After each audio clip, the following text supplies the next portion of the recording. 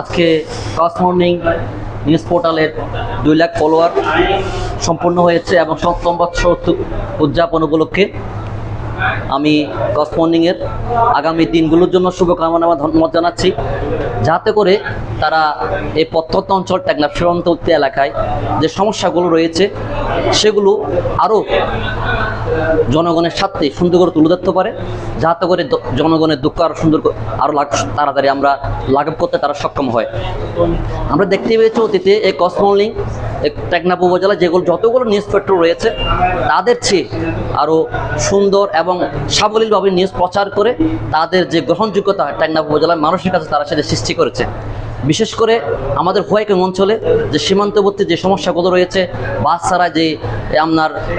অপহরণের যে সমস্যা রয়েছে, সীমান্ত অঞ্চলে যে মাদকের সমস্যা রয়েছে, এই জিনিসগুলো এবং সামাজিকভাবে যে রাস্তাঘাট থেকে শুরু করে সাধারণ মানুষের যে দুর্ভোগের যে জিনিসগুলো রয়েছে তারা সচিত্র এই জিনিসগুলো মানুষের সামনে তুলে ধরছে। আমরা মনে করি এই জিনিসগুলো যদি তারা আরও সুন্দর করে যদি আগামীতে আরও উপস্থাপন করে এই এলাকার মানুষের যে দুর্ভোগগুলো রয়েছে সেটা অনেকাংশে কমে আসবে। আমি আমার পক্ষ থেকে এবং আমার দল বাংলাদেশ জাতীয়তাবাদী দল যুব দলের পক্ষ থেকে এই নিউজ পোর্টাল টস মর্নিংয়ের উত্তরোত্তর সমৃদ্ধ এবং ভবিষ্যতে যাতে তারা আরও সুন্দর করে কাজ করতে পারে সেটা উজ্জ্বল ভবিষ্যৎ কামনা করি। এবং সেই সাথে আমি তাদেরকে একটা পরামর্শ দিতে চাই, তারা যেভাবে আজকে কাজ করছে সেখানে যদি তাদের যে জনবল রয়েছে সেই জনবলটা আরেকটু যদি তারা বৃদ্ধি করে তাহলে টেকনাফের প্রত্যন্ত অঞ্চলের যে সংবাদগুলো রয়েছে, যে দুর্ভোগগুলো রয়েছে সেগুলো আরও তারা সুন্দর করে উপস্থাপন করতে পারবো আমি মনে করি। টস মর্নিং অতীতে যেভাবে টেকনাফের বিভিন্ন সমস্যা নিয়ে এই এলাকার মানুষকে তারা সহযোগিতা করেছে নিউজ প্রকাশের মাধ্যমে, আমরা চাই আগামীতেও তারা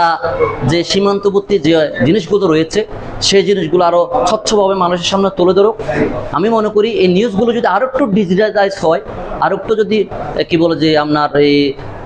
আমরা যেভাবে জাতীয় টেলিভিশন আকারে যেভাবে সম্প্রচার হয় সেভাবে যদি তারা করে তাহলে ইনশাল্লাহ আমি মনে করি যে আরও সুন্দর করে তারা নিউজগুলো মানুষের সামনে আরও বেশি সুন্দর করে উপস্থাপন করতে পারবে বলে আমি মনে করি।